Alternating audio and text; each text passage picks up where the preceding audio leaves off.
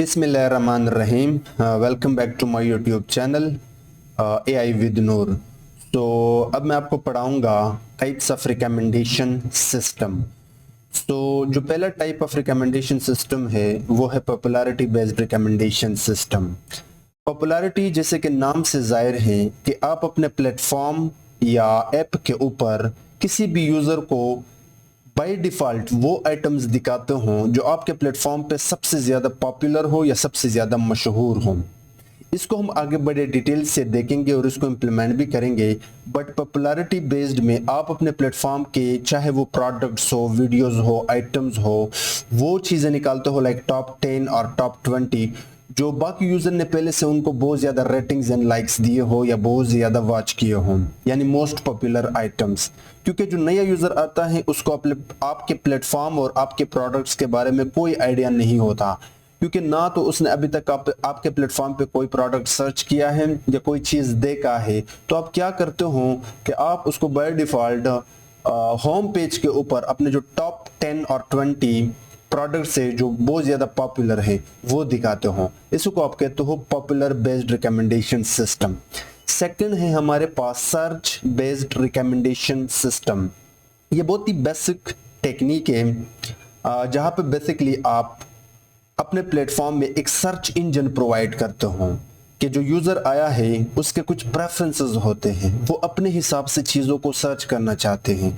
जैसे कि जब आप यूट्यूब पे जाते हो और आपको चाहिए कोई वीडियो तो आप सर्च करते हो उस वीडियो को कुछ क्वेरीज एंड टैग्स की मदद से। फॉर एग्जांपल आपने सर्च किया पाइथन प्रोग्रामिंग ट्यूटोरियल, तो YouTube अपने डेटाबेस से आपको पाइथन के जितने भी प्लेलिस्ट्स है या वीडियोस है वो आपको दिखाता है।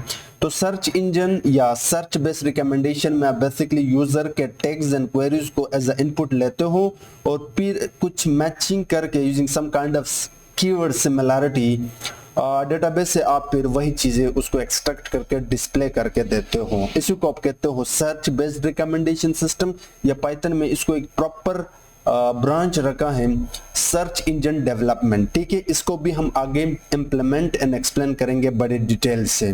नेक्स्ट है content based recommendation system.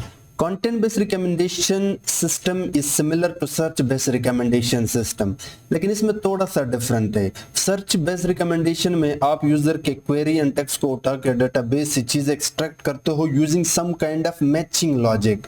But content base में आपके डेटाबेस के अंदर जितने भी आइटम्स हैं, अब वो आइटम प्रोडक्ट्स भी हो सकते हैं, वीडियोस भी हो सकते हैं, मूवीज भी हो सकते हैं, आप उनसे इंपॉर्टेंट फीचर्स एक्सट्रैक्ट करके उनके वेक्टर्स बनाते हो और फिर जो एक यूजर आता है आप उस यूजर के प्रेफरेंस के हिसाब से उसको आइटम दिखाते हो।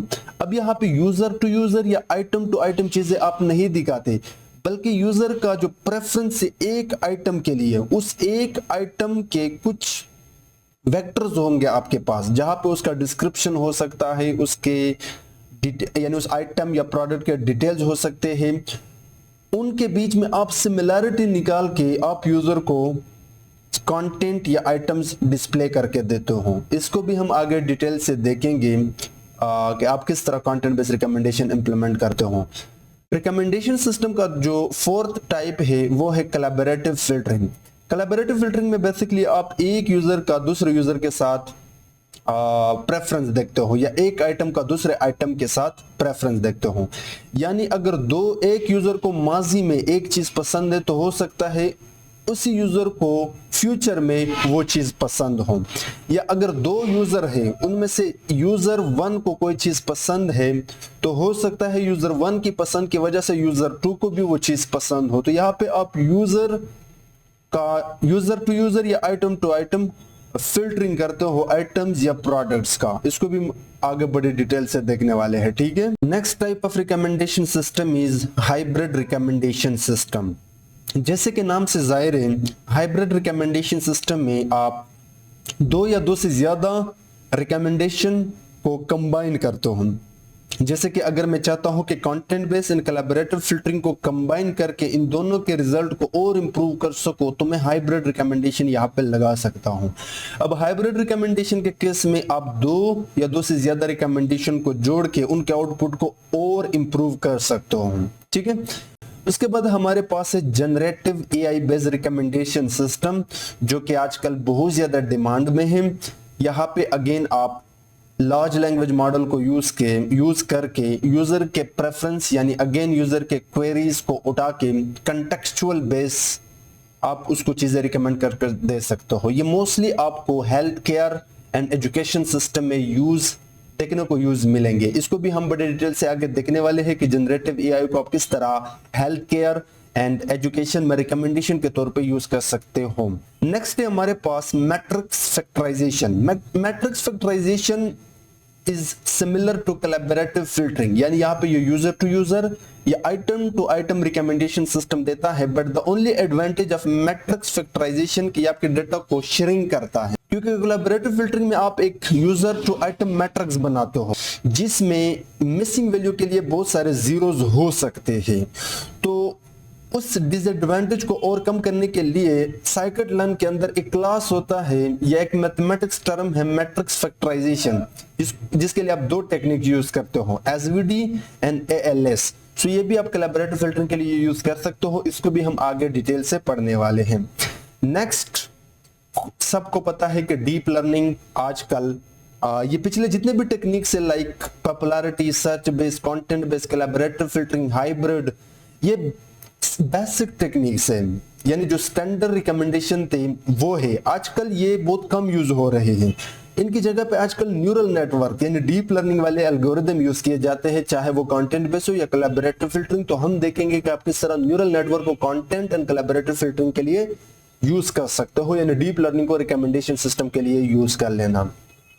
उसके बाद नॉलेज बेस्ड, ये आपका रिबोट्स में आता है बेसिकली, यानी आर्टिफिशियल इंटेलिजेंस का जो रिबोट्स वाला ब्रांच है वहां पे आता है कि आप नॉलेज बेस्ड जो आपको मोस्टली कंप्यूटर विजन रिबोट्स में देखने को मिलेगा। ठीक है, नेक्स्ट है हमारे पास क्लस्टरिंग बेस्ड रिकमेंडेशन सिस्टम। अब ये तो हम नहीं छोड़ सकते कि एआई के अंदर यानी मशीन लर्निंग के अंदर हमारे पास एक टाइप से अनसुपरवाइज लर्निंग, जहां पे आप क्लस्टरिंग के एल्गोरिदम लाइक के मींस, डीबी स्कैन्स यूज कर सकते हो डेटा को क्लस्टर करने के लिए। तो आप रिकमेंडेशन के लिए क्लस्टरिंग एल्गोरिदम को भी यूज कर सकते हो, और उनके लिए आप मोस्टली दो टेक्निक यूज करते हो लाइक के मींस एंड डीबी स्कैन। तो हम इन दोनों के रिकमेंडेशन पे काम करेंगे। ठीक है, then we have finally large language model के आप किस तरह बर्ट या जीपीटी को कंटेंट बेस या सर्च बेस रिकमेंडेशन सिस्टम के लिए यूज कर सकते हो। कोलैबोरेटिव फिल्टरिंग के लिए आप इनको यूज नहीं कर सकते हॉनेस्टली स्पीकिंग, बट यस आप रेटिंग प्रेडिक्शन के लिए इनको यूज कर सकते हो। लेकिन हाँ, कंटेंट बेस में आजकल YouTube का जो सर्च इंजन है, गूगल का सर्च इंजन है, वहां पे लार्ज लैंग्वेज मॉडल यूज हुए हैं, क्योंकि वो यूजर की जो क्वेरी है उसको और भी बेटर तरीके से कैप्चर करने की कोशिश करता है और फिर उनको यूजर को एग्जैक्ट चीजें रिकमेंड करता है, यानी यहाँ पे ये कंटेक्चुअल मीनिंग निकालता है। कंटेंट बेस में तो हम बहुत basic technique like cosine similarity, TF-IDF ये यूज करते हैं, बट LLM यानी लार्ज लैंग्वेज मॉडल और डीपली जाके यूजर का जो क्वेरी है, जो भी उसका टेक्स्ट है, उससे कॉन्टेक्चुअल मीनिंग निकाल के अपने डेटाबेस के साथ उसका सिमिलैरिटी खोज के दिखाता है। तो हम इस पे भी बड़े डिटेल से आगे काम करने वाले हैं। And finally is rule based, इसको भी आप स्टैंडर्ड एआई या स्टैंडर्ड रिकमेंडेशन सिस्टम में कंसिडर कर सकते हो। ये भी मोस्टली आपको गेम्स, जितने भी गेम्स है वहां पे जो रिकमेंडेशन सिस्टम इंप्लीमेंट होते हैं उसको आप रूल बेस्ड रिकमेंडेशन कहते हो। तो कोशिश करेंगे कि हम इस पे भी आगे बड़े डिटेल से डिस्कशन करें। तो ये थे टाइप्स ऑफ रिकमेंडेशन सिस्टम।